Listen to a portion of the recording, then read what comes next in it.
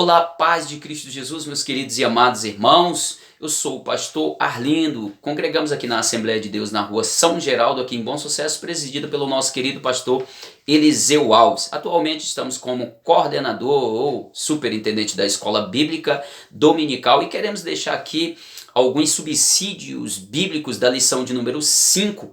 Lição essa que nós estamos estudando esse trimestre, 13 aulas.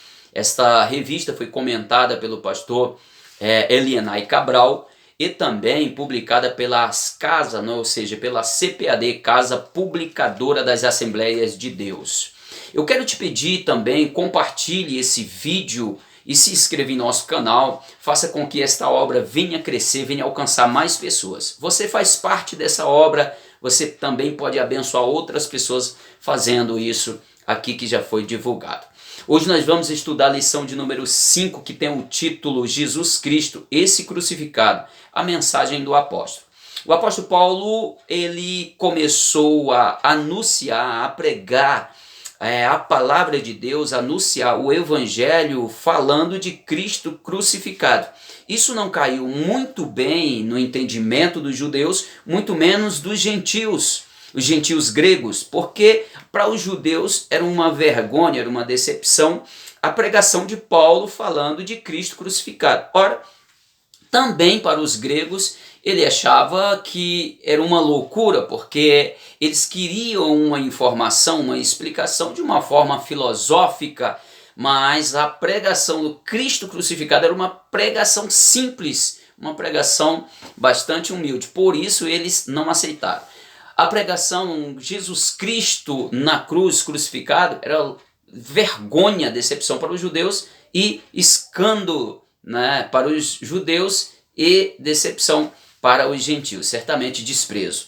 Mas nem por isso ele mudou a mensagem, ele continuou falando de Cristo crucificado. Essa foi a centralidade da doutrina, do Evangelho de Jesus, segundo escreveu Paulo. Então vamos lá, meus amados. Nós temos aqui por objetivo hoje falar, ressaltar que Jesus Cristo este crucificado é o centro da mensagem cristã. Foi a mensagem de Paulo, sim, durante a sua vida, da sua ministração, a expansão do evangelho, na época dele, sempre ele pregando Jesus crucificado, Jesus sendo o centro da mensagem do evangelho que Paulo pregou, o evangelho de Cristo Jesus. Primeiro aqui, nós vamos perceber a centralidade da pregação de Paulo, o ministério de pregação e o Cristo crucificado. O ministério de pregação e o Cristo crucificado. Foi escândalo para os gentios, escândalo para os judeus, foi vergonha, foi desprezo pelos gentios. Por quê? Porque a própria lei dizia que maldito é todo aquele que for morto pendurado no madeiro. E jamais os judeus iriam acreditar, eles não iriam aceitar facilmente o evangelho pregado, falando de Cristo, aceitar Jesus, o Messias, o prometido, o ungido de Deus, esse morrendo pendurado no madeiro e sendo feito isso de forma que foi pelos romanos. Eles não iriam aceitar, eles queriam um sinal, algo muito mais convincente. Porém, Paulo não mudou o evangelho, Paulo não mudou a sua doutrina, não mudou o seu método de pregar. Ele colocou Cristo como a centralidade da sua pregação, da sua mensagem, da anunciação do evangelho de Cristo, Cristo crucificado. Pois o Cristo crucificado, o evangelho que fala de Cristo crucificado, ia impactar o coração daqueles. E tinha um grande objetivo. O objetivo era sarar as almas, era curar as almas, era tirar as almas da prisão que eles andavam no caminho seletivo para o inferno, Mas eles não aceitavam por causa da mentalidade, da lógica humana, da religiosidade, de toda esta bagagem impeditiva de compreender a simplicidade da cruz de Cristo. Então percebemos aqui a palavra da cruz é loucura, é a loucura da pregação, é loucura porque não dava para eles acreditarem, não dava para eles compreenderem, aqueles que estão com o coração encharcado de ego, aqueles que estão com o coração encharcado de religiosidade, aqueles que estão encharcados de ciência humana, eles têm dificuldade de acreditar, de crer na simplicidade da crucificação de Cristo, da cruz de Cristo Jesus, que para eles era loucura, para eles, para os judeus era vergonha, para os gregos era loucura, mas para quem recebe Cristo Jesus é poder de Deus, é autoridade para curar, para libertar. Foi isso que Paulo fez, ele foi e pregou Cristo crucificado com autoridade e poder, na simplicidade do evangelho, porém com a necessidade, né, com toda a bagagem, com tudo que precisava ter para a salvação dos perdidos. Para os judeus e gregos, ora, para os judeus era vergonha, para os gregos era loucura, porque eles queriam uma explicação óbvia. Os judeus não aceitavam. Ora, eles não entendiam que era necessário Cristo, aquele que foi o próprio sacrifício, o próprio sacerdote, ele se fazer maldição para nos tirar da maldição do pecado que foi revelado na lei, que opera na carne, na nossa natureza adâmica.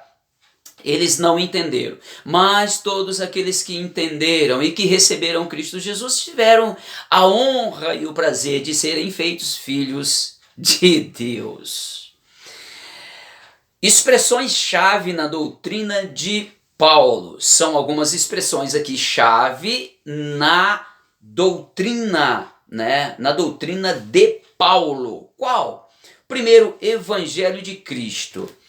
Né? Se ouve muito, nós falamos muito, Evangelho de Mateus, Evangelho de Marcos, Evangelho de Lucas, Evangelho de João, mas na verdade eles não têm evangelho. O evangelho é de Cristo Jesus, pregado ou escrito por Mateus, Marcos, Lucas ou João, mas o evangelho é de Jesus, segundo escreveu Mateus, segundo escreveu Marcos, segundo escreveu Lucas, segundo escreveu João. Só nas cartas paulinas a expressão Evangelho de Cristo está escrito 54 vezes. No Novo Testamento, é claro, nós temos aqui uma faixa de 76 vezes a expressão Evangelho de Cristo. E só nas cartas paulinas 54 vezes escrito Evangelho de Cristo. O Evangelho é de Cristo Jesus.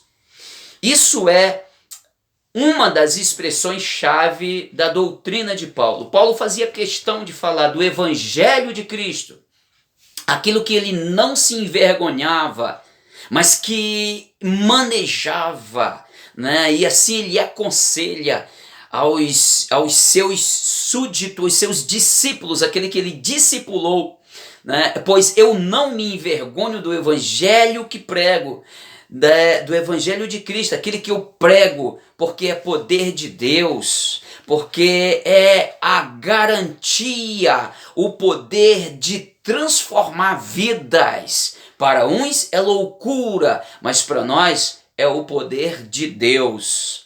É um poder conferido àquele que é incumbido, àquele que é chamado para levar a palavra de Deus, o Evangelho de Cristo Jesus. Cristo crucificado. Ele escreveu aqui, ele falou aos Gálatas a respeito do Cristo crucificado.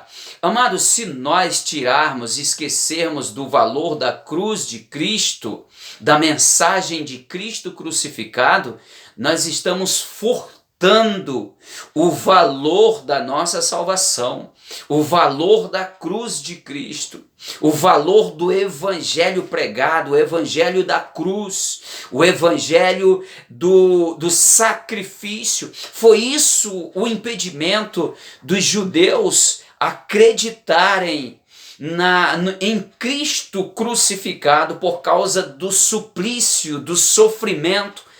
Eles esperavam um Cristo com poder contra a cruz, contra os romanos, contra o Império Romano, contra todos os seus algozes, mas eles não compreenderam que o Filho do Homem vinha para cumprir a lei e servir-se de sacrifício, entrando uma só vez no santuário, entregando a sua própria vida e como sumo sacerdote, sendo o condutor do próprio sacrifício, o Cordeiro Imaculado de Deus, que tira o pecado do mundo, que foi recebido com essas palavras de João Batista, o que abriu o caminho para o reino dos céus, o reino de Deus, dizendo: arrependei-vos porque é chegado o reino de Deus.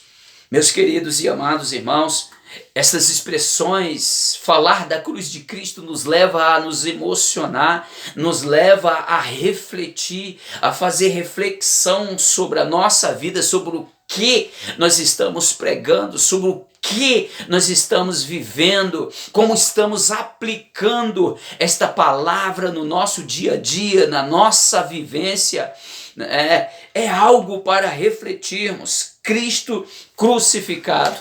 Não corte a cruz de Cristo nas suas mensagens. Não furte a glória, o poder da conquista da sua e da minha, da nossa salvação por intermédio daquele que foi na cruz, abriu seus braços, foi crucificado, pregado na cruz, mas foi na cruz que ele tomou toda a cédula de dívida do nosso pecado e cravou na mesma, na cruz. Aleluia! E disse: tetelestai, está consumado, Pai, nas tuas mãos eu entrego o meu espírito, disse o Senhor. Não furte o valor da cruz, não furte o valor da pregação do evangelho de Cristo, o Cristo crucificado. É outra expressões, chave aqui da mensagem ou das mensagens de Paulo era Cristo ressurreto. Nada faria sentido ou teria sentido se Cristo não tivesse sido ressuscitado. Se Deus não tivesse ressuscitado o seu filho, nada teria sentido. Não faria sentido estarmos aqui. Não faria sentido pregarmos Jesus, o crucificado. Porque a crucificação de Cristo, ela tem o seu poder, tem o seu significado na ressurreição, porque quando desce da cruz e é sepultado, ao terceiro dia ele ressuscita vencedor, ele ressuscita corpo glorioso, ele ressuscita agora não sujeito à morte, mas com o seu corpo agora imortal, com a sua obra concluída, agora com o pacto da graça já assinado, carimbado, e ninguém pode mudar isso. Não furte o poder, o valor da cruz de Cristo, Jesus Cristo crucificado, porém ressurreto, e hoje está em glória à destra do Pai, lá na eternidade, só esperando o dado momento, aonde ele virá e levará certamente a sua noiva para viver eternamente com ele. Os efeitos da mensagem da cruz. A cruz tem que estar em nossas mensagens.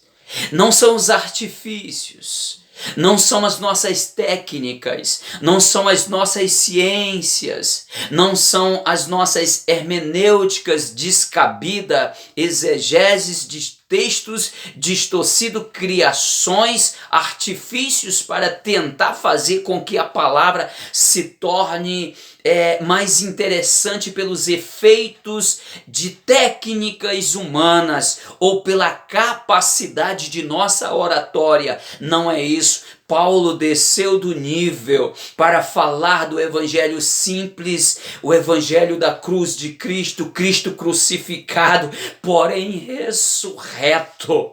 Não precisa de artifícios, pois o evangelho já tem o seu conteúdo o suficiente.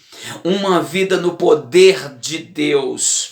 Então Paulo prega no poder, porque ele disse que a cruz é loucura para os que perecem, porém para os que nele creem. Em Cristo Jesus é poder de Deus para a salvação tanto do judeu quanto do grego. Todos aqueles que se curvarem, que se assujeitarem à cruz de Cristo, esses sim, eles compreenderão toda a riqueza da glória, da graça que foi proposta pelo sacrifício de Cristo na cruz do Calvário, carimbada. E hoje nós vivemos debaixo desta bênção.